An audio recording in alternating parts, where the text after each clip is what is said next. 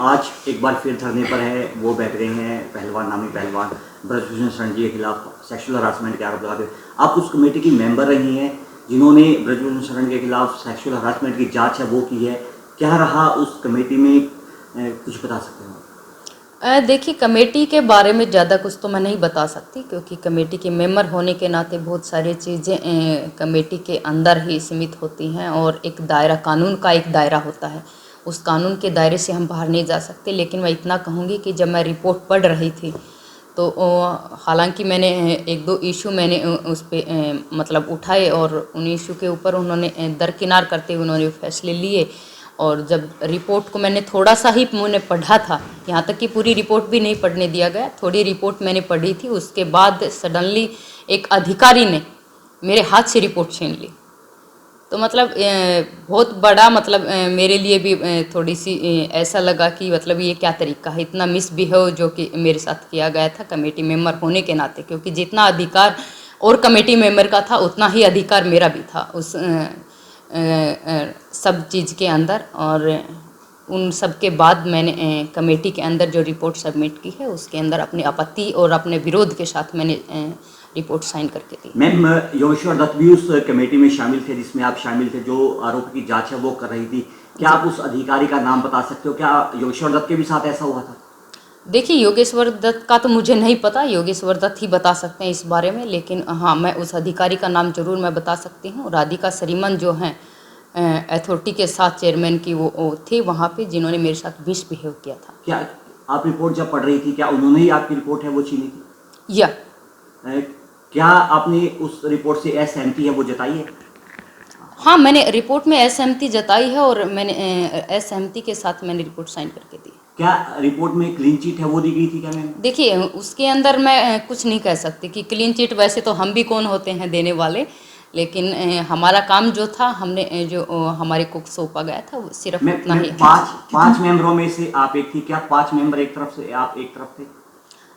वो तो देखिए, आपको रिपोर्ट देख के ही समझ आ जाएगा, मुझे कुछ ज़्यादा बताने की या कहने की जरूरत नहीं। कितनी पहलवान सामने आई थी ब्रजभूषण शरण के खिलाफ कि उन्होंने जो आरोप लगाए थे?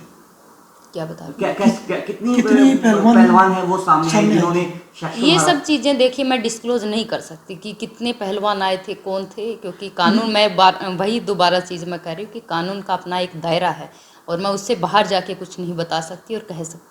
क्या पहलवानों के समर्थन में आप जंतर मंतर उनके पास जाओगे?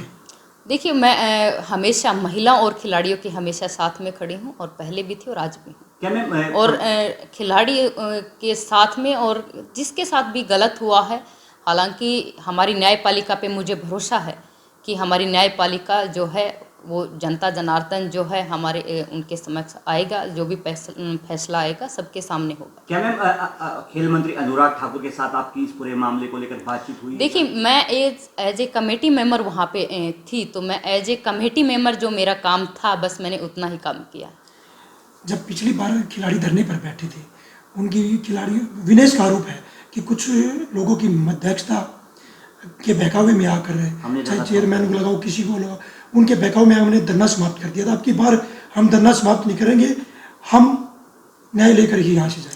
बिल्कुल उनका अधिकार है, खिलाड़ियों का अपना अधिकार है और अपने अधिकार के लिए वो लड़ रहे हैं, वो लड़ें, तो उनका अधिकार को कोई नहीं छीन सकता, न मैं छीन सकती हूँ न कोई और छीन सकता। बबीता जी, आपकी विनेश से बात हुई हो कि हम दोबारा धरने पर जा रहे हैं, हमें न्याय नहीं, इस बारे में मेरी कोई बातचीत नहीं हुई थी और मुझे भी न्यूज़ के थ्रू ही मुझे पता चला था कि ऐसा ऐसा हो गया है और ऐसा। इस धरने को लेकर आपका अगला स्टैंड क्या रहने वाला है? देखिए, मेरा क्या, मैं स्टैंड, मेरा जो काम था उतना मैंने किया है। आरोप लगा रहे हैं कि एक ही परिवार के से ताल्लुकात रखने वाले पहलवान अब जंतर मंतर पर हैं, वो बैठे हैं। इन आरोप पर आपका क्या जवाब है बबीता जी? मुझे लगता है कि उन्होंने ये ठीक ही कहा है। ऑफकोर्स कुश्ती जो है वो एक परिवार है और कुश्ती परिवार के लोग वहाँ पे बैठे हैं और मुझे लगता है कि कुश्ती जो कोई भी खिलाड़ी अगर देश के लिए मेडल लेके आता है तो वो किसी परिवार का नहीं बल्कि देश का होता है। तो और जब ऐसे सब चीज़ें आती हैं तो मुझे लगता है कि ऐसा कि जब खिलाड़ियों को बांट दिया जाता है तो वो गलत है। लगातार वो कह रहे हैं कि हरियाणा के खिलाड़ी इसमें बैठे हैं, एक परिवार में पूरा हरियाणा के खिलाड़ी। देखिए, देश के अंदर जब मेडल आए थे, जब मेडल उस परिवार ने दिए थे तो वो परिवार के लिए मेडल जीत के नहीं लाए थे, वो देश के लिए मेडल जीत के लाए थे। और ये उन्होंने, हालांकि आपने भी सुना होगा कि उन्होंने खुद भी बोला है कि कोई भी खिलाड़ी जब मेडल जीतता है तो वो देश के लिए जीत के लाता है, न कि किसी और के लिए। यही चीज़ मैं एक चीज़ और इस बात में कहना चाहूँगी कि ये चीज़ मुझे कमेटी मेंबर ने भी एक ने बोला था।